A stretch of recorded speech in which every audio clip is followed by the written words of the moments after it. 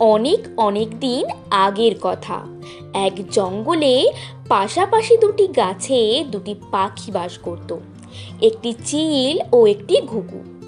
চিলের বাসা ছিল মগডালে, তা নিয়ে তার খুব গর্ব ছিল। এ নিয়ে সে ঘুঘুকে তাচ্ছিল্য করত, কারণ ঘুঘুর বাসা তুলনামূলক নিচু ডালে। ঘুঘুর খুব মন খারাপ হতো, সে তার এই দুর্ভাগ্যের জন্য দুঃখ পেত। একদিন সন্ধ্যায় খুব ঝড় শুরু হলো। ঘুঘু জলদি তার বাসায় ফিরে গেল। যত রাত বাড়তে লাগলো, ঝড়ের বেগ তত বাড়তে লাগলো। এত বেগে ঘুঘুর বাসা কোনো রকমে টিকে রইল।